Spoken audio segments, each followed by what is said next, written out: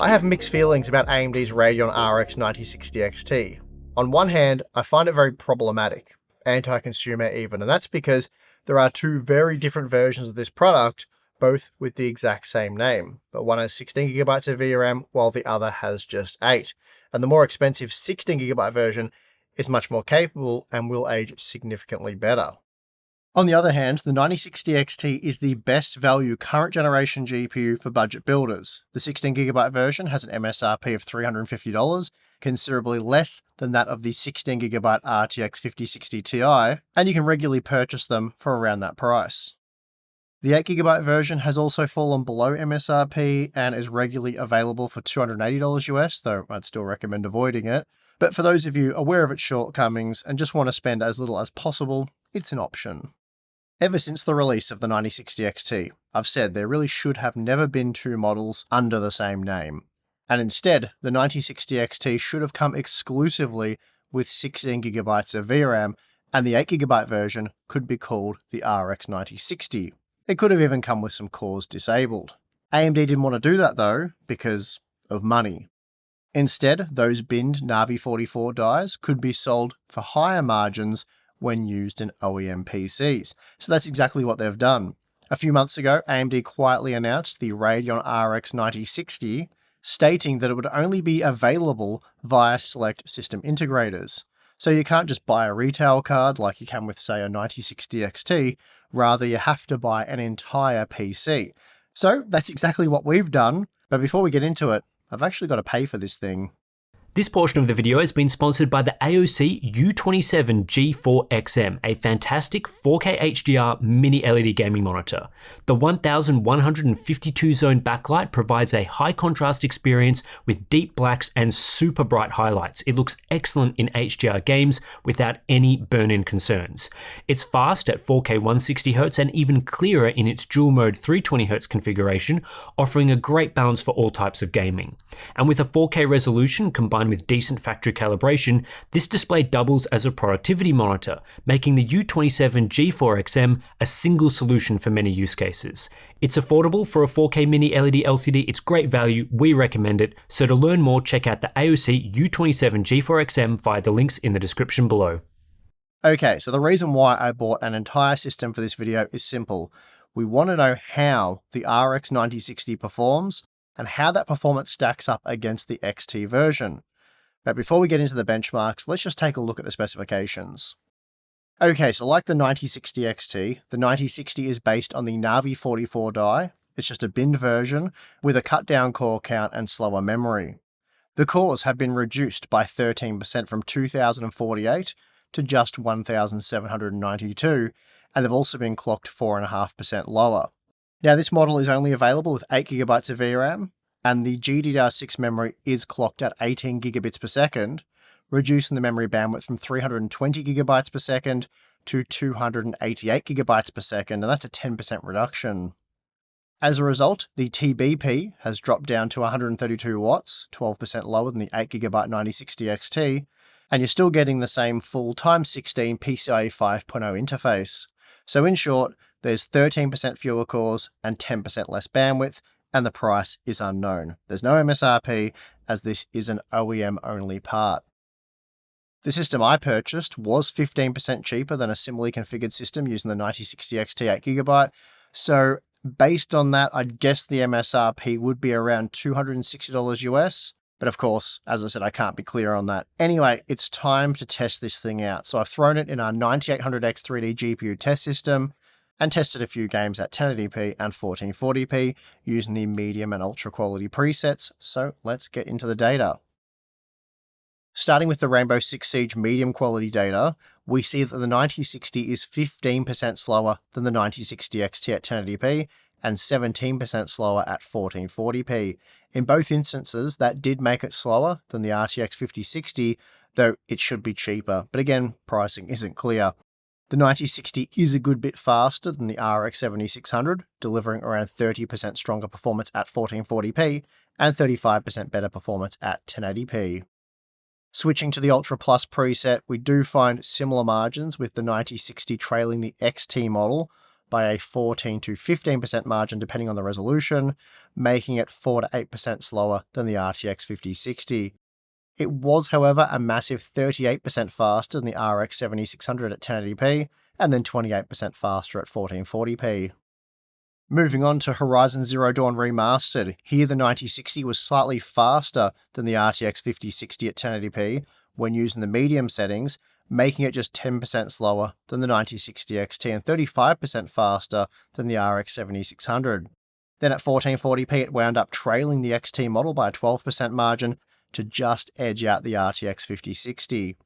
Now, increasing the visual quality with the very high preset, we find out a few interesting things. Firstly, this preset does require more than 8GB of VRAM, even at 1080p, but the 9060 series avoids the worst effects of running out of VRAM in this example due to its inclusion of all 16 PCI Express lanes, whereas all other 8GB GPUs, such as the RTX 5060, are limited to just 8 lanes.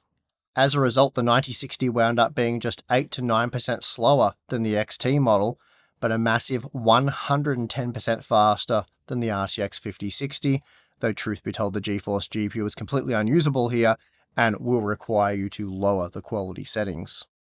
Next up, we have Kingdom Come Deliverance 2, and here the 9060 was 15 to 16% slower than the XT version when using the medium preset, making it around 13% slower than the RTX 5060. It was also just 14 to 16% faster than the RX 7600, so a very weak upgrade in this title. Using the Ultra preset, the 9060 was 16 to 17% slower than the 9060 XT, with similar margins to the RTX 5060 also seen, though this time it was 20% faster than the RX 7600. Moving on to Cyberpunk 2077, we'll start with the low preset for this one, and in this title, the 9060 was 16 to 17% slower than the 9060 XT, and very similar to the RTX 5060, and that made it 38% faster than the RX 7600 at 1080p, 34% faster at 1440p. Then switching to the high preset saw similar margins. The 9060 was again up to 17% slower than the 9060 XT, though this time also trailed the RTX 5060, coming in 13% slower at 1080p, though just 6% slower at 1440p. The RX 9060 does quite well in Space Marine 2 when using the medium settings. It was just 12% slower than the XT version at 1080p and then 13% slower at 1440p. It was also 15% faster than the RX 7600 at 1080p and 18% faster at 1440p. Now, with the ultra quality preset, the 9060 is the typical 13 to 16% slower than the 9060 XT, which in this example also makes it slower than the RTX 5060 at both tested resolutions. It's fair to say that just 59 FPS on average isn't all that impressive at 1440p, but even so, that did make the RX 9060 26% faster than the RX 7600, so that's a decent performance uplift. The second last game we're going to look at is Shadow of the Tomb Raider, and here the 9060 is just 11% slower than the XT model at both tested resolutions when using the medium preset. That said, it was also only up to 15% faster than the RX 7600, so while performance is decent overall in this older title, it's not exactly offering a big upgrade over previous generation parts. And it's also a similar story when using the highest quality preset. The 9060 wasn't much slower than the XT model, but it was also just 8% slower at 1440p, but both were slower than the RTX 5060. Finally, we have Call of Duty Black Ops 6, and we'll start by looking at the basic preset data. At 1080p, the RX 9060 was considerably slower than the XT model, coming in 20% slower in fact, and then 16% slower at 1440p. Even so, AMD does have a significant performance advantage in the Call of Duty games, so the 9060 still wound up around 20% faster than the RTX 5060. Enabling the Extreme preset doesn't change too much. The 9060 is still around 18 to 20% slower than the 9060 XT, but also 25% faster than the RTX 5060 at 1080p, though just 16% faster at 1440p. It was also only a very mild upgrade over the RX 7600 at 1080p, but 16% faster at 1440p, so some mixed results there. Okay, so here's the 7-game average data calculated using the geomean, and as you'd expect, based on the individual game data that we just went over, the RX 9060 is very similar in terms of FPS performance to the GeForce RTX 5060, making it 13 to 14% slower than the 9060 XT depending on resolution. That also meant it was 23 to 26% faster than the RX 7600, so a decent upgrade there for what should be similar money. Then when using the ultra quality settings, the 7-game average data shows us the same thing for the RX 9060, that being a 13 to 14% deficit to the 9060 XT, though that did make it slightly faster than the RTX 5060 in this example. The 9060 was also 26 to 29% faster than the RX 7600. Now, the Radeon RX 9060 model that I got was the XFX Swift Gaming Edition, a compact dual-fan model that's very quiet. Under load for an hour in a 21-degree room inside an ATX case with the doors closed, I saw a peak hotspot temperature of 79 degrees at a fan speed of just 1100 RPM. The VRM temperature also peaked at 79 degrees, while we saw a peak memory temperature of 74 degrees, so overall good temperatures at a very low operating volume. So there you have it. The RX 9060 is commonly 13 to 14% slower than a 9060 XT 8GB model. That should cost around 15% less, so I guess similar cost per frame there, but of course you do want to ensure that you're getting a discount here and you're not ending up paying XT money for a non-XT version, and that's not always going to be easy to guarantee with a pre-built system. Generally speaking, I don't have an issue with a product like the RX 9060. AMD clearly has enough defective Navi 44 dies to justify making such a product, though possibly not enough to offer it via the usual retail channels. And my concern with a product like this is that most PC gamers don't even know it exists. And most would just assume it's the same product as the 9060 XT that they've probably gone and researched. And my issue that I already had with the 9060 XT was the very real potential for gamers to purchase the wrong version.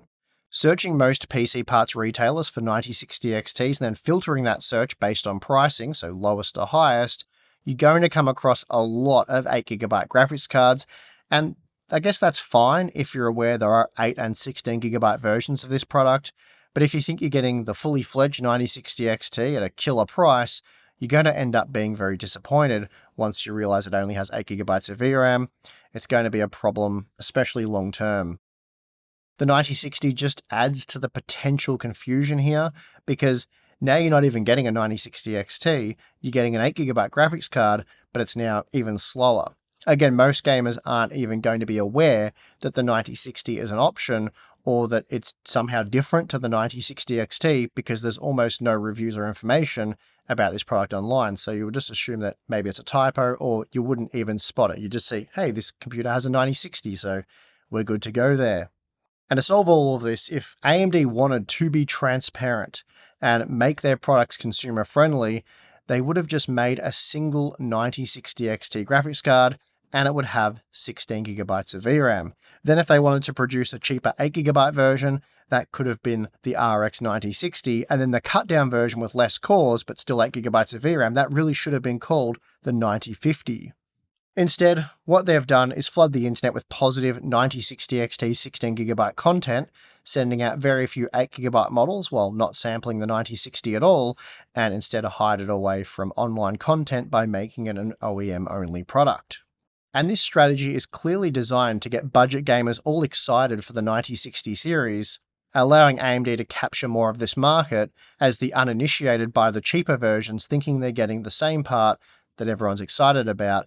They're just getting a really good deal, which is probably not going to be the case.